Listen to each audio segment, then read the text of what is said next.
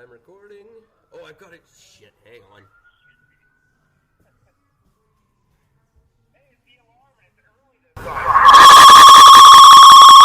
We didn't need to hear that.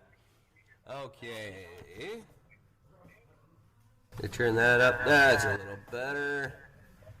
This is a low budget production, my friend. All right, here we go.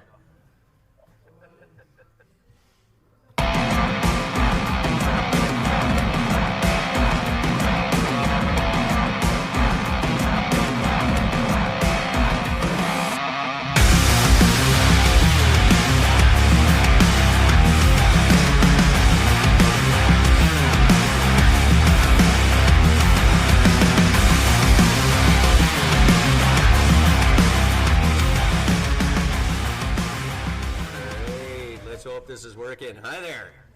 Happy Thursday. It's February 28th, 2019, and I'm Eric. Talking at you as always from beautiful downtown Vancouver, British Columbia, Canada, where last night I learned the hard way that you should never take a laxative and a sleeping pill at the same time. That makes for a very shitty sleep. How are you tonight, Gord? I'm good, Eric. How you doing, buddy? I'm doing okay, except for the fact that I can't hear a word either of you two are saying, so this is going to be a rough production. Oh, that was fantastic. That just came out of nowhere. A few years ago, this happened to me, and I think, Gord, I don't know if you remember this, buddy with the police department. Oh my God. Here, hold on. I'll tell the story real quick. Eric, a little backstory on this. So this was probably about, 2017, you think? Or 2016? Yeah, 2017, right? Yeah. So it's like around 2017, I don't really remember what month it was. I think it was still matter. There was snow on the ground, so it was probably like November or something. Before Christmas. Yeah. Anyways, so I've been doing this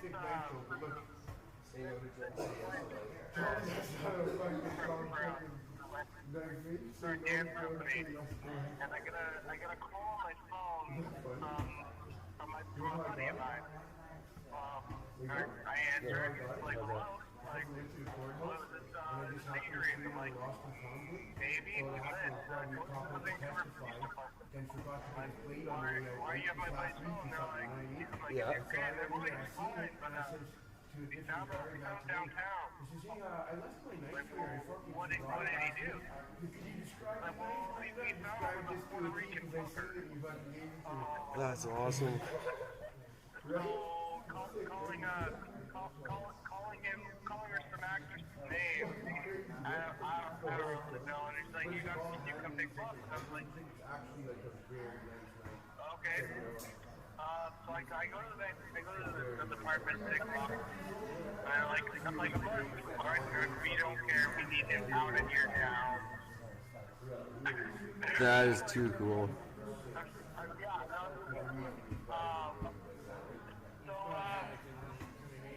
In my room, we're about to leave, we get all this stuff, and we're on our way home, we're on the train, and we get to my waterfront station, and they start sneaking around in his bed, and I'm like, what are you doing? He's like, I need to grab my thing. I'm like, alright. And he starts pulling out these knives. And these knives have tags on them, and the tags are evidence of tags. That is too cool.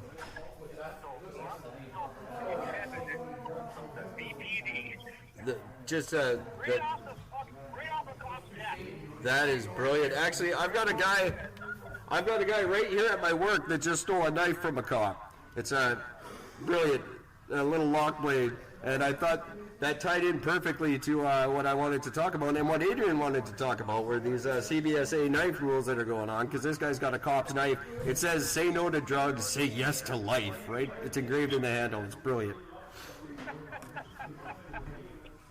All right. And naturally, the first thing you want to do is steal it from a cop and bring it and show it off at where I work. That's awesome. Just just the brain waves that flow through this place on a daily basis are remarkable. So I'll tell you what, guys, I'm going to try to make things a little better for us here because on my end it's kind of ridiculous. What I'm going to do, I'm going to flip to a song real quick and try to get set up a little better. Are you guys cool with that? That sounds good. All right. This is a song by Rocky Fortune and the Ridgestones.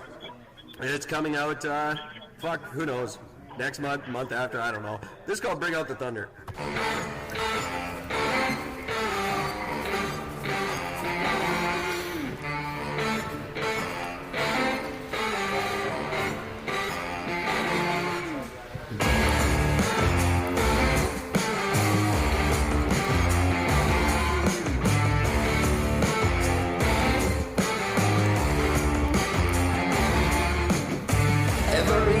Pick a devil to cross the line.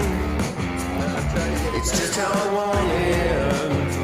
Facing the causes of fear.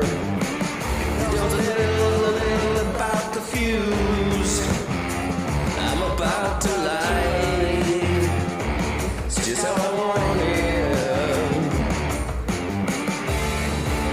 Standing right in my view. I better bring up the guns. I better bring up the thunder.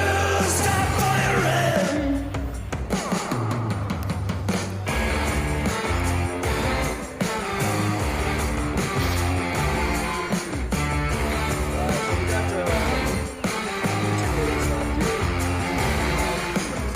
You can't tell me that you can't handle the truth.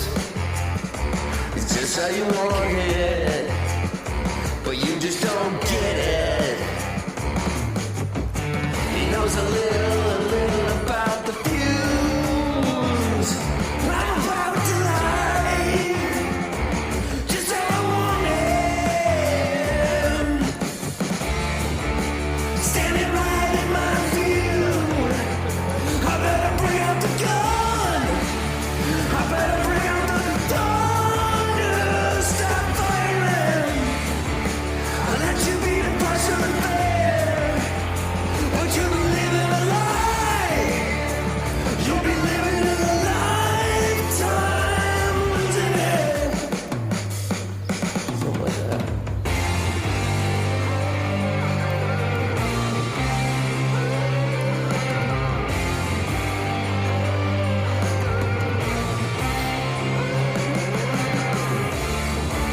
Standing right in my view. I better bring out the gun. I better bring out the thunder. Stop firing. I'll let you be the person there. But you'll be living a lie. You'll be living a lifetime wondering.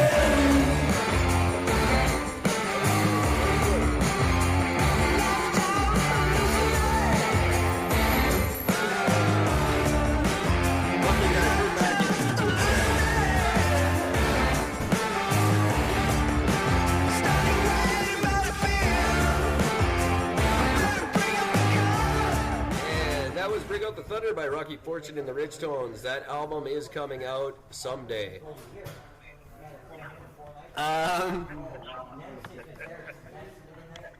So one of the things that Adrian wanted to talk about, guys, was the CBSA laws that came into effect around this time last year, effectively making any knife that could be opened with one hand a prohibited weapon in Canada. A lot of backlash against this, including from a big company that Gord likes very much, House of Knives. Now, Adrian, I'm not sure your take on this, but I'm just going to turn it all over to you because you know a lot more than I do about the situation, and you seem to have an opinion on it. So it's all yours, buddy. Go, take it away.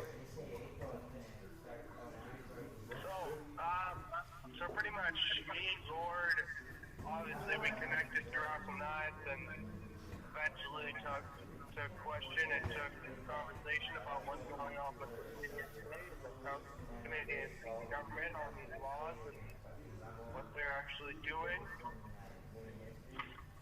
And actually Gord was telling me some personal experiences with actually some people diagnosed with the CBSA and them confiscating that for personal use. Right. Well, that's the question now, right? You have to be able to determine what's has a purpose and what's recreational, or is that? Am I understanding that correctly? It's not even about that. Basically, what it is Canadian law in the country stipulates that you can carry almost any knife. The only thing you can't have is an automatic, which is a push button where the blade pops at the end, switchblades, and butterflies. Those are the only things you can't carry in Canada. Right. So you can carry any knife, any blade size on you at any time.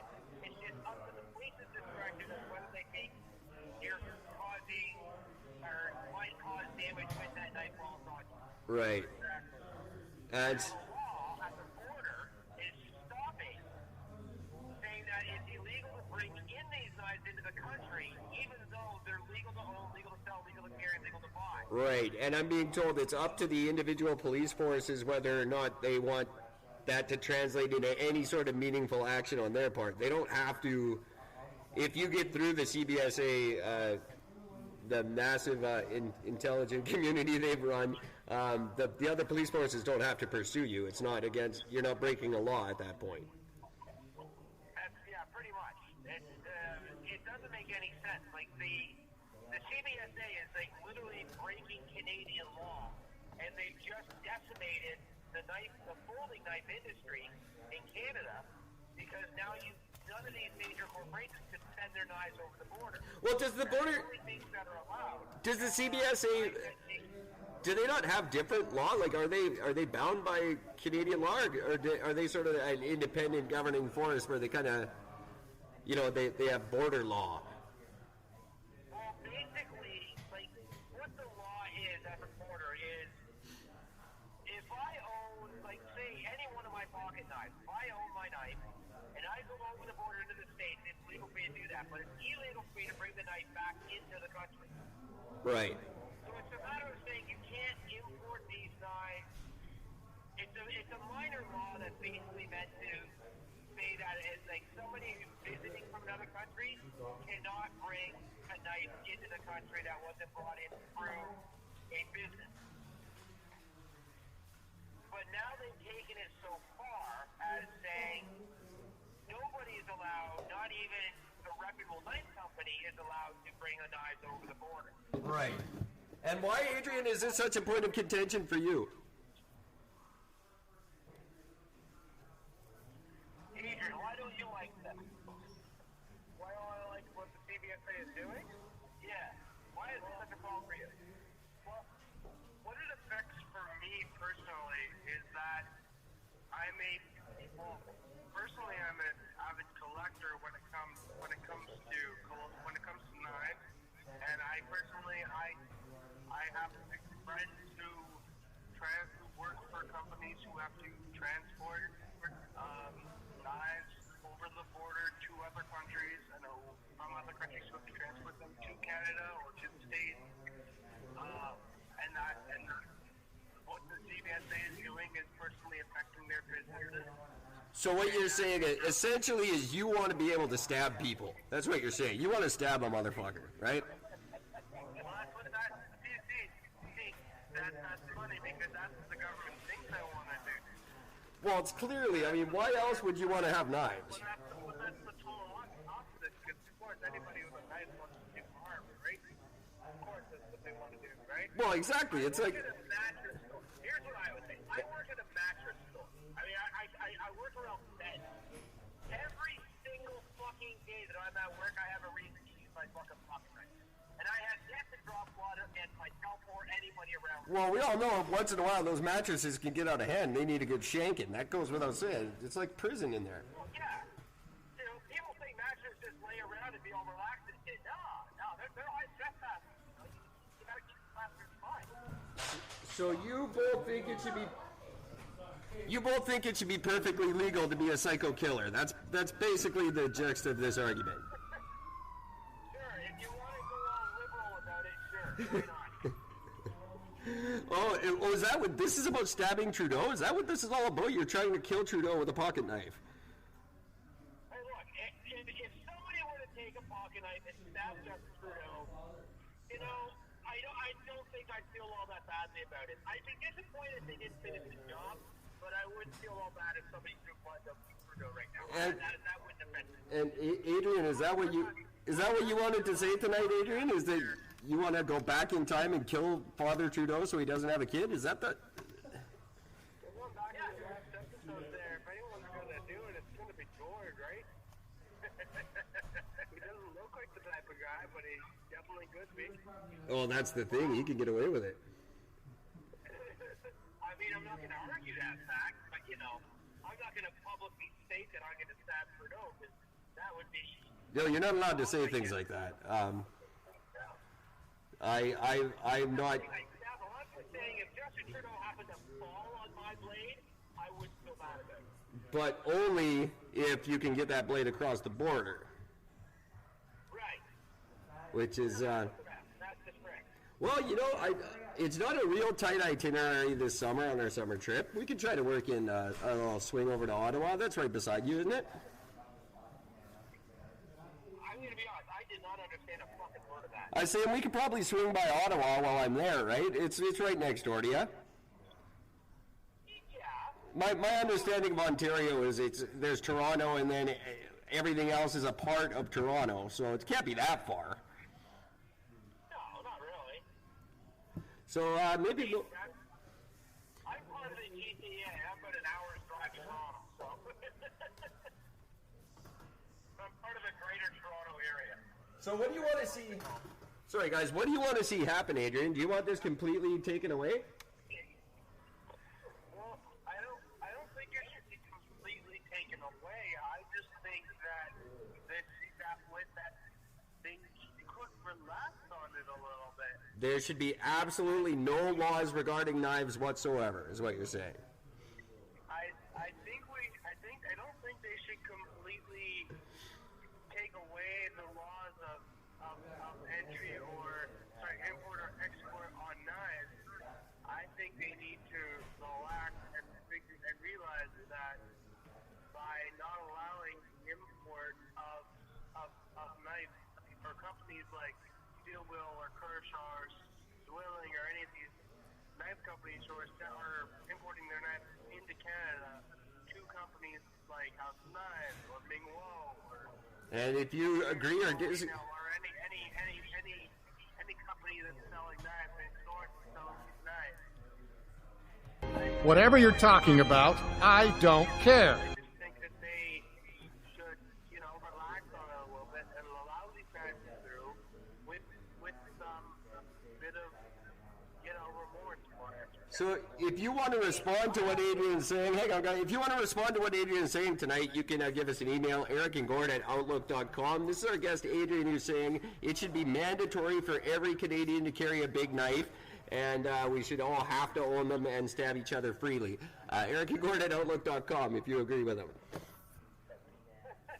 See, personally, I think it should be taken another route. I think they should. I don't think there should be laws against knives. Because, face it, if somebody's coming at somebody with it's almost like a gun law to an extent, but the difference is if somebody's going to get up and close with you,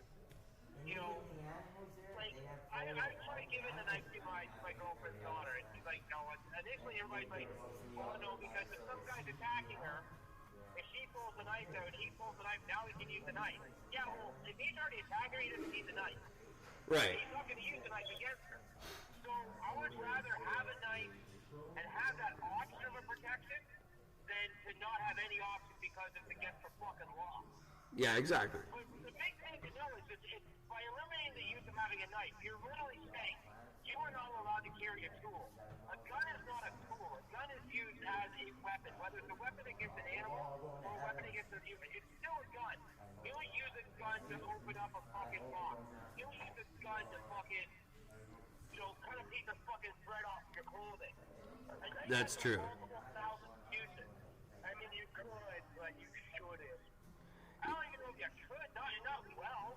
Right. Jesus Christ. You know, and that's the thing. Like, the way they're setting this thing up, they're making it sound like that. Knife crime is such a horrible thing. Well, you know what? If you were to start looking at all the knife incidents that happen, 99% of these fucking things are kitchen knives. It's somebody grabbing a steak knife, somebody grabbing a fucking chef knife, and somebody grabbing something from somebody's house that they can use as a weapon. It's big and it's scary. Pocket knives are not used for crime. They're not used as weapons.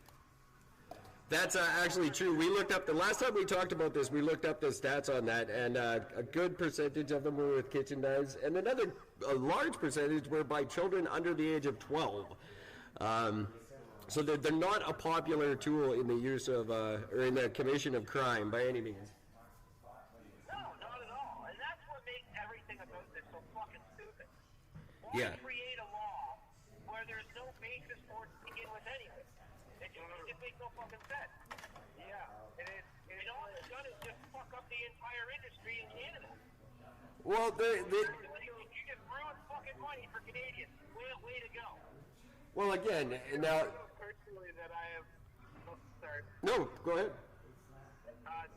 Sorry, Gord, you know personally that I've had few instances, a few experiences personally that actually had some witnesses of people using their EDKs on me personally.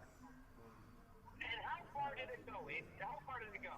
They went to a point where pretty much they would pull it out and, you know, pretty much ask for whatever they wanted. I pretty much feel like, oh, that's a nice knife, I want too. You want to see it?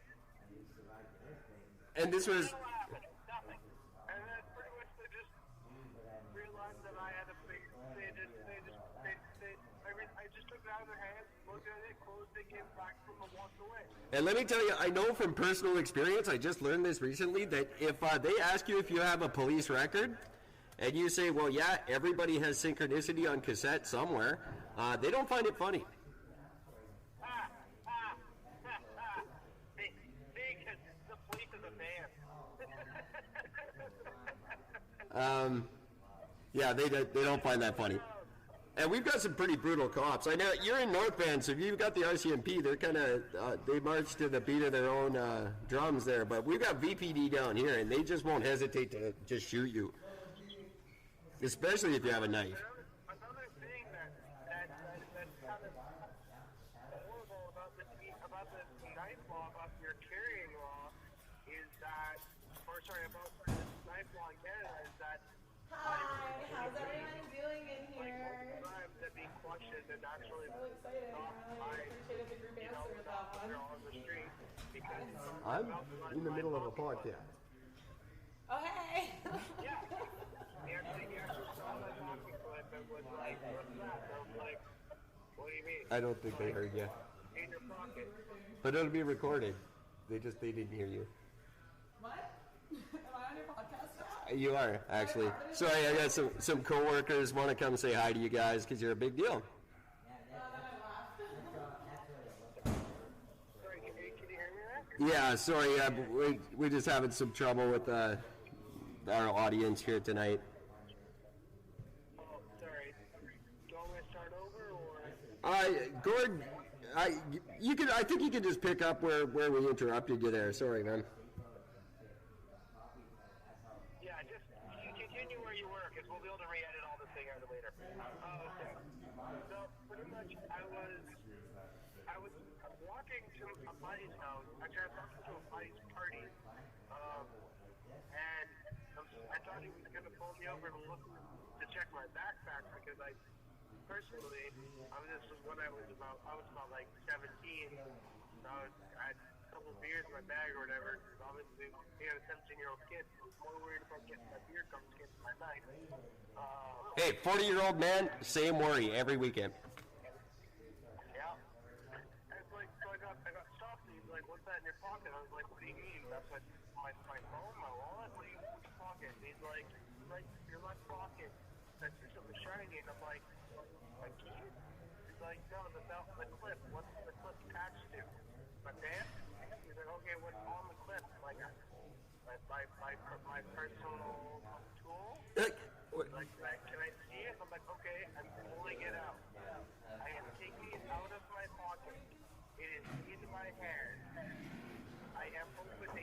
right now. But I'm not fucking saying that you actually have to say that to a cop in every. Yeah, I mean, these guys are under high pressure situations, but still, Jesus Christ.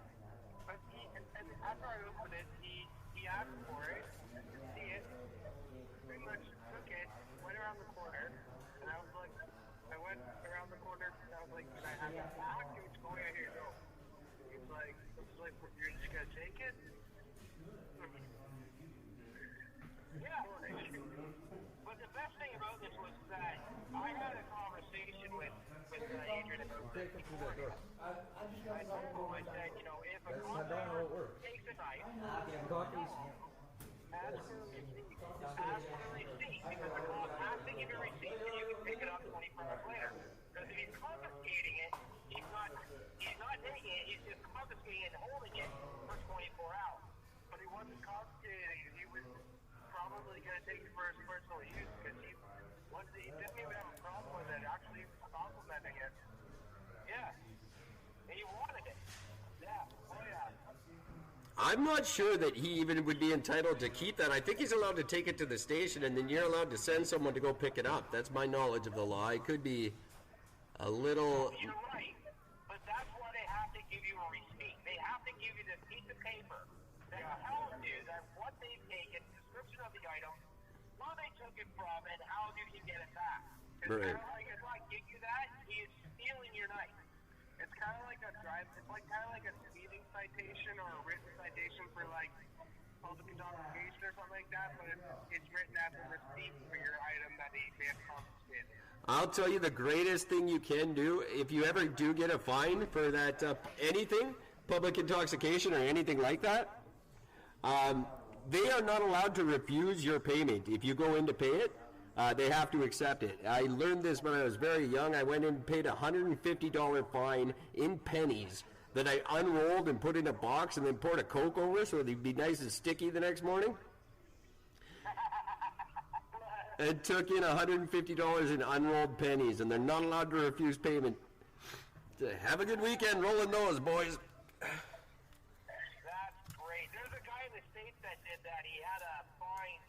Yeah, parking ticket, paid it all, dimes, pennies. It's all pennies, and he rolled into a fucking, the thing to pay for it. It was a wheelbarrow full of loose pennies. Went, dumped them on the ground, and said, there you go. Walked out. Oh yeah, it took two of us to carry this box. It wasn't easy to get in there, and someone had to sit there and roll those. Fucking right. Another good tip, whether it's the CBSA or any of our municipal police forces, you can demand to be served in French. That's your constitutional right. You don't have to speak a word to them until they provide a French-speaking officer, and you don't actually have to speak French to demand that. That's everybody's right. You can sit there and say, no, I want to speak to a French-speaking officer. Yeah. You have to wait until the guy shows up and then say, I demand Spanish. Well, no, and then you just sit there and you don't understand a word the guy says to you, and it's hilarious for hours. You gotta have nothing better to do that day. You have to make sure you've got nothing better to do that day, and you don't mind being tasered, and other than that, it's hilarious. That I got stopped with. Sorry, I'm going back to a small tangent here. I got going back to this little story about the officer who shot me. Whatever. Anyway, a couple years later, I went on a plane. I went on a trip, and I had my tool pack, my backpack with me that I use for school all the time. So I just use that for my carry-on. And I always got my little multi-tool in there, and I forgot I had it on me in the bag. And as we were getting through the security, I was like, hold on, I got to double check something. And it was too late when we were in the line, and I realized, oh my God, I have this multi-tool on me. It's like, anyway, so I went through, and they're just like, I put it through the machine, bag it, put my hand up, and they like, come over here, and I opened it. I'm like, okay. I opened the bag, and I'm like, that black little multi-tool, take it out and open it. I opened it. I'm so glad they didn't, like... No one's here? They swapped it, but Well, her mother, her 87-year-old mother makes those Yeah, for I'm so us. glad that Just a beautiful lady.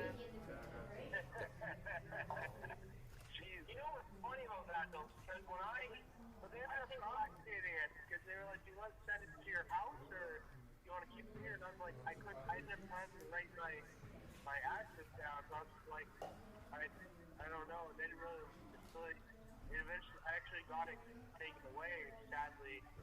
But that was my pretty much my first ever. I just love that for exactly a year now, I've been asking people to come on this show and talk with us, and the first person that takes us up on our offer is just a knife-wielding anarchist. I love it. Just a government-hating, knife-wielding border cop killer. Couldn't ask for a better guest to start us off with. It's pretty much par for the course for us. It really is. We're just coming up on the half-hour mark here, and believe it or not, Gord, we have to take a break at the half-hour mark, just the way I'm recording this tonight, because we're going out live just for our buddy Adrian. So I'm just going to take a little minute right now to say a few things about the Champion Tree Entertainment Company who make this show possible. Champion Tree Entertainment Company is the one-stop solution for the independent artist, musician, or actor looking to launch a new career or possibly breathe life into an existing one. Anything you need to do that, the Champion Tree is here to help you with, including this year signing an awesome joint venture deal with a company called Bullet Marketing, in which we can now offer you low-interest, low-barrier loans to make it even easier to explore your potential, realize your dreams. That's the Champion Tree Entertainment Company, because the only things in life that are impossible are the things you don't try. You can get a hold of them.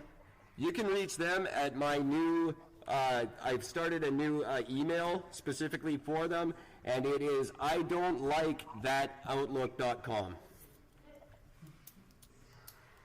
There you go. So everybody check that link out, take a look, and start your new fucking career. You never know. You could do worse.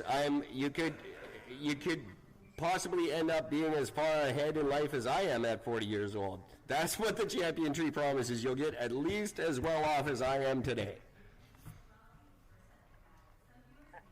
Beautiful. That's Adrian. In case you don't know, I'm homeless, and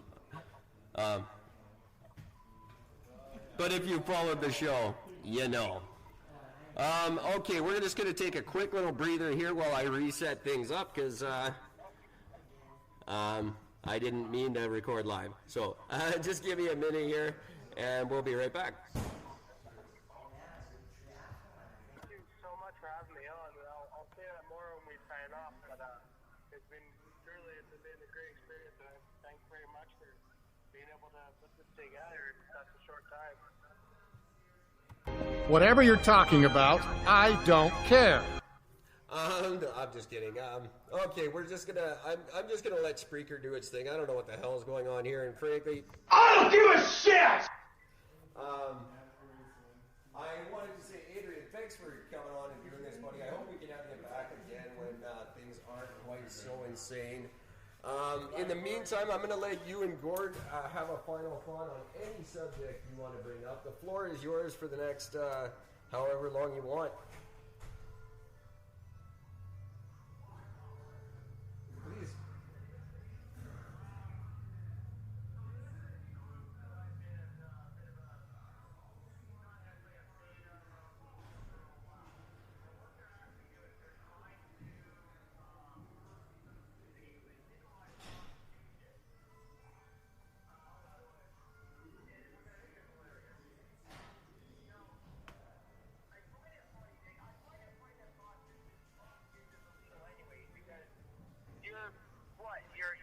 You're gonna charge somebody for fucking? Yeah, I never understood why prostitution was illegal. I think they just have that should be, like, that's the most obvious way to make money. I don't understand it. Yeah, and I don't understand why it's such a big deal, because by having it illegal, all you're doing is just putting people in jeopardy. No, exactly, and I will be the first to say my retirement plan depends solely on lipstick and knee pads. That's all I've got going for me. And that's not a bad thing, you know. I mean, I don't plan to live long enough it's to just one of those retire. things I've never That's understood my yet. retirement through. And I find it just really interesting that, you know, you still hear, you know, cops setting up things to bust a guy for trying to pay a woman so you can have sex with her, so it's a willing participant. Both parties understand what's going to happen. Both parties know what's going to happen. Right. It's all labeled out up front, and yet you're still making it legal. Meanwhile, the government can take you over and fuck you daily, and that's fine. Although we've completely taken care of that problem here in beautiful Burnaby, British Columbia, where we've got the robot whorehouse, where for $90 you can spend 45 minutes with a robotic sex doll and do whatever your fancy. I think that's awesome. I'm sorry, I just think that's great. Sorry? Did you hear about this, Adrian? There's actually a clubhouse, if you will, or a business. It's a brothel. And it's a brothel. But you're not having sex with a woman, you're having sex with a fuck doll.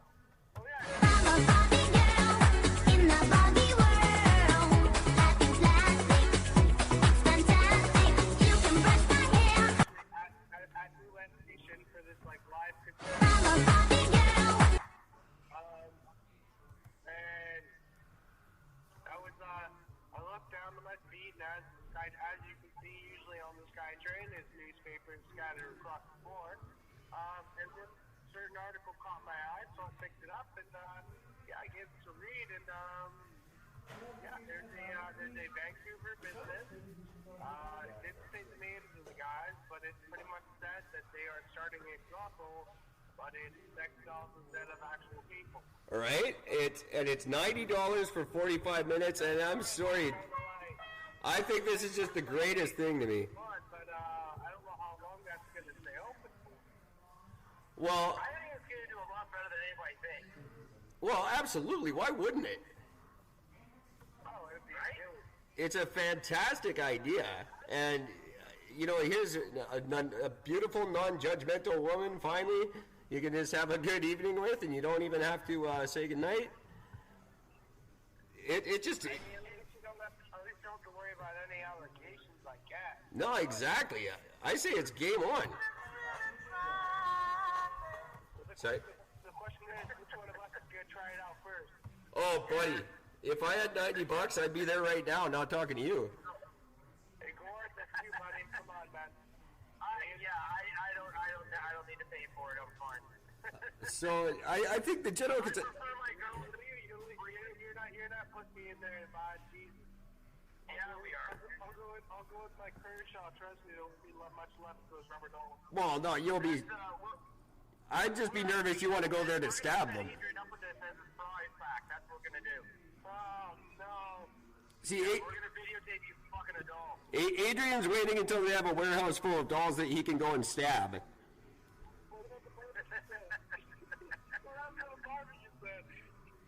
Fuck the barbecue thing. You're getting a fuck doll. Oh, hey,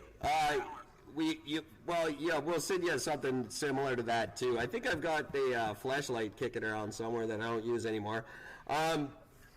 Good, that's right. We have yet to mention the barbecue, and this draw is coming up fast, and people have started to enter. We've got a few different entries now. And this is, of course, for the draw on May 17th of 2019 for the $1,500,000 barbecue set that we're giving away on our 100th episode. Gord, why don't you tell everybody what you're giving them? It is the ultimate barbecue set. It's everything you're ever going to need for your barbecue. Stainless steel. It's your full case. It comes with everything: your tongs, your carving knife, your carving board. Comes with a set of steak knives with it. Plus a secondary set, salt and pepper shaker, fork. It's got everything you're ever going to need, and it all comes in a wicked stainless steel carrying case. All the steak knives will be professionally re-etched by me. So no serrated edge to that bullshit of fucking a steak cup. It will be the real deal. Great food cutting all the way through. The secondary steak knives that are getting added into this set are made from collagen steel, right out of Collagen, Germany. So it's the best steel that you're going to get. It's an amazing price point, and I mean, you're not getting anything else. And the stupid thing is how easy it is to win this damn thing. All you have to do is find Eric and Gord, What If We're Right, somewhere online. I prefer Spotify, but that's just me because they pay my bills. All you have to do, listen to an episode of the show and write a review. You can leave that review on Facebook, Twitter. You can send it to us, ericandgord@outlook.com, or you can leave it at podchaser.com. Leave it wherever the hell you want. I'll find it sooner or later. Leave us a review, and you're entered into the draw. There's no limit to how many times you enter. Each new review is a new entry. So you want to listen to 100 episodes and be entered 100 times? You got a pretty good chance of winning, since I think at last count we had 3 people enter this thing. Out of 4,400 listeners, that's pretty sad. But you got a good chance of winning. The draw will be May 17th. That's going to be held by a completely partial, judgmental guy, because this thing is totally rigged. But good luck to... It's not, I'm lying. Good luck to everybody. I really want to see this take off, because we've got a lot of other good prizes to give out throughout the year. How many entries do you have for that contest there? For the what, sorry? How many entries do we have? So far, at my last count, prior to the show this afternoon, we were at 3. I have a 1 in 3 chance. You got a 1 in 3 chance, and 2 of those are me, and I'm not eligible to win, so. I'm not, that. I catch what you said there. There's one guy, but he didn't give his real name, so he doesn't stand a chance. He's done. I'm waiting for, I think by the end of it, it's going to be half of our listeners from Ashburn, Virginia, and a bunch from El Salvador are just going to win this. They're going to run away with this thing. Yeah, even people from El Salvador need it, but I gotta tell you, I'd be kind of happy if if somebody close by wanted. That'd be pretty nice. It'd save me on shipping charges. That's true, because we may or may not be taking care of that. Instead of from BC to Venezuela.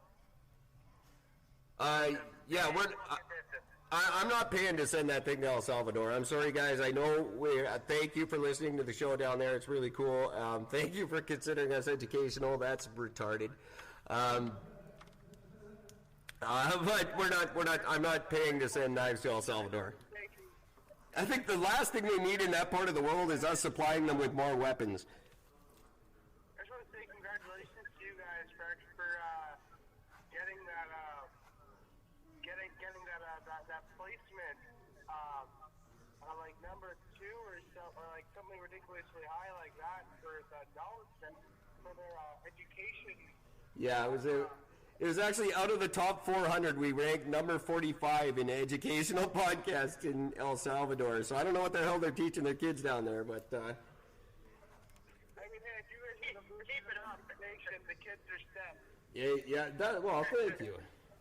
And For the Canadian life, you know what I mean? something we haven't updated, but I think Gordon, I'm going to put Adrian here on our list.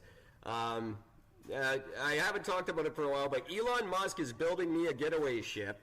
For when Planet X is going to collide with the Earth, me and Elon and Gord are taking off in our getaway ship. Currently, the list of people who are allowed to survive are Jeff Foxworthy, Kate Beckinsale, Kid or Play, Chris from Propaganda, Keith Coogan, of course, of Don't Tell Mom the Babysitter's Dead fame, as well as Adventures in Babysitting, Kurt Smith from Tears for Fears, the Dave Matthews Band tour bus driver, so he can teach us how to dump shit on people as we fly away.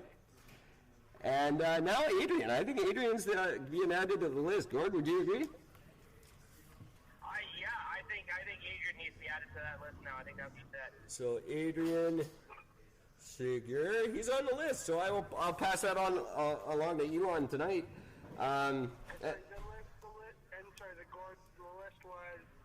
list where when we are convincing Elon Musk to send us all into outer space. Yeah, I want to go there. Are you kidding me? Let's go. There you go. I already tweeted him. It's already in the works. I'm sure he got my tweet and has just not. He's so busy building the ship, he hasn't got back to me yet. We go to space. You realize the look on Jeff's face? Yeah, he kind of lose his shit if we heard that actually happened, wouldn't he? That's great. Well, we'll make a point of. We will make a point of telling him. I'm going to put an end to this madness right away here, guys, because I've completely cleared the room here at work. There was about 30 people. We're now down to about 2 because people just don't want to hear me and they can't hear you. This is a lot of fun. Adrian, I hope you'll come back and do it again when we can not be such a hot mess. But it was great to have you on. We're going to send you something cool for being on the show. I'm not sure what yet, but we've got some great gifts for guys like you. I'm going to come back in roughly 23 hours and do this again with or without you guys. So until then, everybody, take care of each other. Have a good night, everybody, and fuck Trudeau. Have a great night, everybody. It was great recording with these guys, Eric and Gord, and hope to hear from all you too. They say I can join back another day. That'd be great. I certainly hope so. And on that note, and what am I doing here? Oh, we're just ending on the same high we started on. This is great.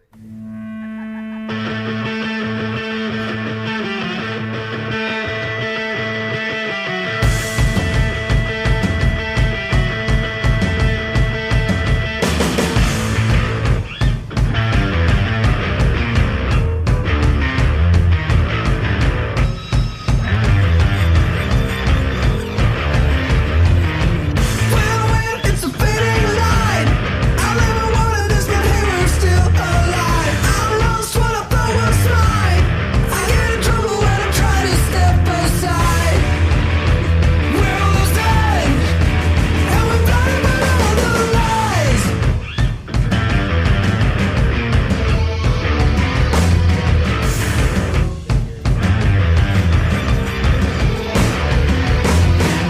Click, click, and the news are out. In every unit, no one knows what's wrong or right. I don't care anymore, you cry. Can't we just laugh about it and ignore the signs? We're almost dead, but we're better than all the lies. I can see no other way. Stop the fight, we're running late. I can see no other way. When the world is cruel, give it a dark face.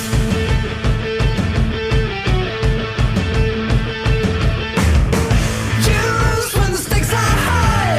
The only thing that gets you off is a blinded smile. I lost what I thought was mine. Click, click, and the news are out. In every unit, no one knows what's wrong or right. I don't care anymore, you cry. Can't we just laugh about it and ignore the signs? I can see no other way. Stop the fight, we're running late. I can see no other way. When the world is cruel, give it a dark face.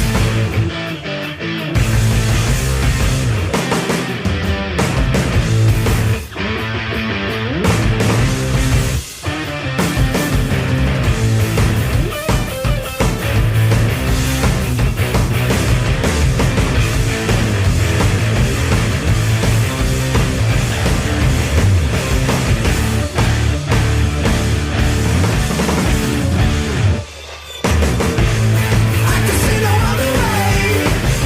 Stop the fight, we're running late. I can see no other way. When the world is cruel, give it a dark face. I can see no other way. Stop the fight, we're running late. I can see no other way.